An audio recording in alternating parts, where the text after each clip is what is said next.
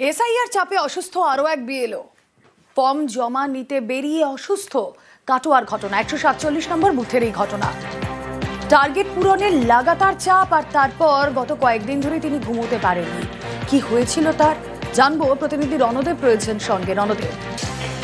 দেখো রুমেলা, এই যে বিএলও আছে 147 নম্বর বুথের যে সুখদেব দাস, ইনি আজ সকালবেলাতেই যখন কাজে বেরোবেন এরকমই মনস্থির করে বেরিয়েছেন। বেশ কিছু ফর্ম ওনাকে কালেকশন করতে হবে, সংগ্রহ করার জন্য বের হওয়ার মুহূর্তেই কিন্তু উনি অসুস্থ বোধ করেন, বুক ধরপড় করতে লাগে এবং বিএলওর দাবি যে আমরা 22 ঘন্টা ধরে 2 দিন ধরে কাজ করছি এবং ঘুম হচ্ছে না এবং মানে চাপ দেওয়া হচ্ছে প্রশাসনের পক্ষ থেকে যে তোমাকে টার্গেট পূরণ করতে হবে। এইসব বিষয়ে কিন্তু আমি বেশি চিন্তায় ছিলাম, যার জন্য মনে হচ্ছে যে আমি যেন আর বাঁচবো না। সঙ্গে সঙ্গে ওনার স্ত্রী উষা চট্টোপাধ্যায় ওনাকে এখানে নিয়ে আসেন কাটোয়া মহকুমা হাসপাতালে এবং ভর্তি করার পর চিকিৎসকরা দেখেছেন এবং চিকিৎসকদের যে দাবি সেটা হচ্ছে যে বিএলওর এমনি অবস্থা স্থিতিশীল হলেও কিন্তু বিএলও প্যানিক অ্যাটাক হয়েছে এবং সেটা কিন্তু আমরা পর্যবেক্ষণের জন্য আমরা ভর্তি রেখেছি। কাটোয়া মহকুমা শাসক চাপ দেওয়ার কথা অস্বীকার করে বলেন যে এটা কমিশনের নির্দেশেই কাজ হচ্ছে। তবে ওই বিএলওর যে বুথ আছে সেই এলাকায় আমিও গেছিলাম এসআইআর ফর্ম সংগ্রহে, উনি একটু গাফিলতি করেছিলেন কিনা সেটা দেখবার জন্য। তাতে আমার মনে হয় না চাপ দেওয়ার কিছু, উনি অনেকটাই ভালো আছেন এবং সুস্থ হলে আবার কাজে ফিরে আসবেন। রুমেলা। আচ্ছা, বেশ। গত কদিন যাবতীয় আমি একদম খেতে পারছি না, এত প্রেশার, প্রচণ্ড কাজের চাপ। বিএলওর যে ডিউটি চলছে, আমাদের টার্গেট দেওয়া হচ্ছে 150-200, সেটা কালেক্ট করতে আমাদের 6 থেকে 7 ঘন্টা করে ফিরতে সময় লাগছে, তারপরে বাড়ি এসে ডিজিটাইজ করতে সময় লাগছে। আমরা 18 ঘন্টা 20 ঘন্টা করে কাজ করেও পেরে উঠছি না, চোখের সামনে অন্ধকার মতন দেখতে লাগলাম, আর হাত পাটা ঝিনঝিন করতে লাগলো। এই কদিন ধরে টানা সারাদিন ধরে সকাল 9টায় বেরিয়ে যাচ্ছে, 8টা অব্দি বাড়িতে জমা নিচ্ছেন, কোনো রকম স্নান করে খেতেও পারছেন না। তারপর রাতে 8টা থেকে শুরু করে সারা রাত ফর্ম ফিল আপ করছে। এই করতে করতে না হোক খেতে পারছে, না হোক ঘুমাতে পারছে। খেতে বসেই হঠাৎ করে বলছে আমার প্রচন্ড বুক ধরপড় করছে, বসে পড়ে করতে কি বুকে যন্ত্রণা। আজকে বললো আমার হার্ট ফেল হয়ে যাবে, আমার হার্ট অ্যাটাক হয়ে গেছে, আমাকে সবাইকে একটু খবর দাও আমার হার্ট অ্যাটাক হয়ে গেছে। মানে এরকম একটা প্যানিক হয়ে গেছে আর কি। ওনার অসুস্থতার খবর আমরা পেয়েছি। সুপারভাইজারকেও আমি হসপিটালে পাঠিয়েছি, হয়তো তিনি সাময়িক অসুস্থতা অনুভব করেছিলেন। ওনার প্রথম দিকে ফর্ম কালেকশনের হারটা একটু কমই ছিল। আমি গত পরশুদিন ওনার সঙ্গে নিজেই ফিল্ডে গিয়েছিলাম। এই মুহূর্তে কিন্তু উনি যথেষ্টই ফর্ম তুলতে পেরেছেন। চাপের অভিযোগ বলছে চাপ দিচ্ছে, খুব প্রেশার দিচ্ছে। না, আমরা তো কমিশনের নির্দেশ মতোই কাজ করছি। কমিশন আমাদের যেরকম ডেডলাইন বলেছেন আমরা সেই অনুযায়ী ওনাদেরকে জানাচ্ছি সবকিছু। এসআইআর এর চাপে জ্ঞান হারালেন বিএলও। সোনারপুরে অসুস্থ বিএলও তনুশ্রী হালদার নাইয়া। সোনারপুরের 19 নম্বর বুথের এই ঘটনা। বুথে কাজ করার সময় জ্ঞান হারান বিএলও। এসআইআর এর চাপ নিতে না পেরেই অজ্ঞান বলে অভিযোগ।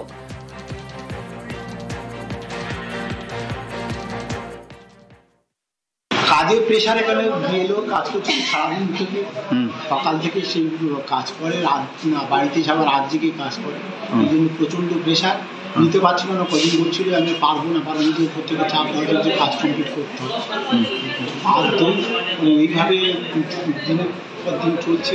এমনিতে অসুস্থ, প্রেশার আপ ডাউন করে আছে, প্রচণ্ড প্রেশারে কি মানে কাজ করতে করতে ওখানে।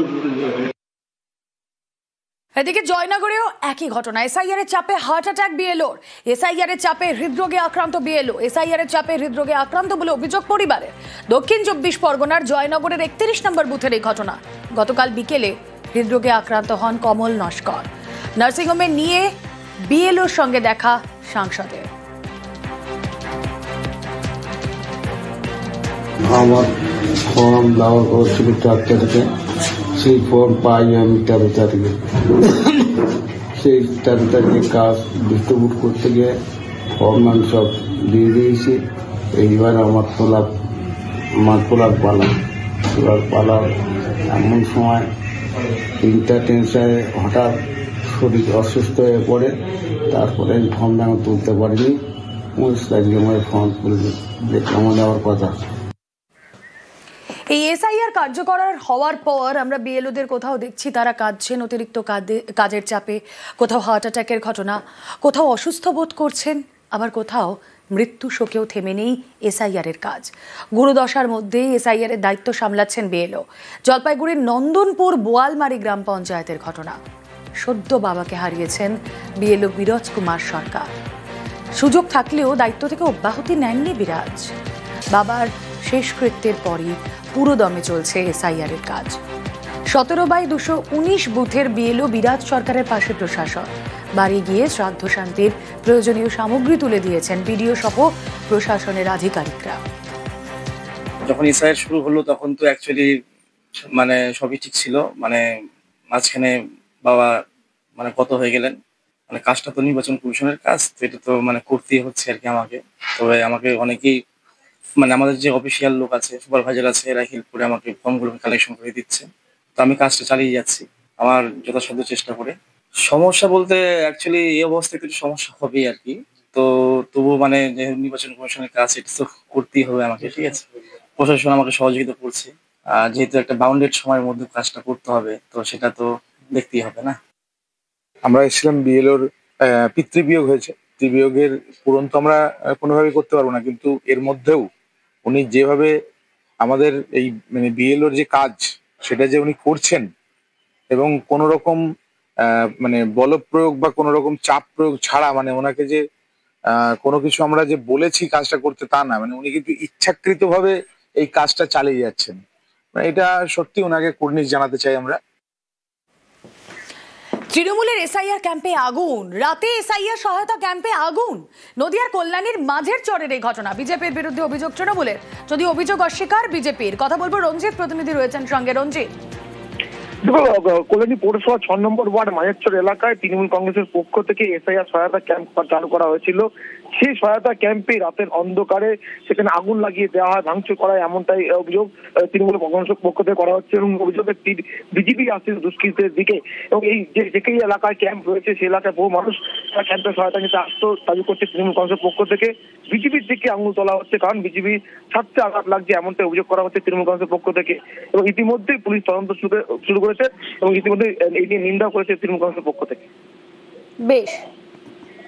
এসআইআর এর ফর্ম ফিল আপে বিএলও কে সাহায্য বিডিওর। বিএলও কে নিয়ে গ্রামে গ্রামে গিয়ে ফর্ম ফিল আপ বিডিওর, আর মোবাইলে ছবি তুলে পাশে বসিয়ে ফর্ম ফিল আপ। আরো ডিটেইল আপডেট জানাতে পারবে ঠিক কি হয়েছে প্রিয়ব্রত রয়েছে আমার সঙ্গে। প্রিয়ব্রত, দেখো সোনিয়া, বাঁকুড়ার ছাতনা ব্লকের শুশুনিয়া গ্রাম পঞ্চায়েতের আদিবাসী অধ্যুষিত মূলত গ্রাম এই বাগডিয়া, এবং বেশিরভাগ মানুষই দিন খাওয়া খেটে খাওয়া মানুষ, এবং তাদের অনেকেই আছেন যারা কিন্তু বেশিরভাগ শিক্ষিত নয়।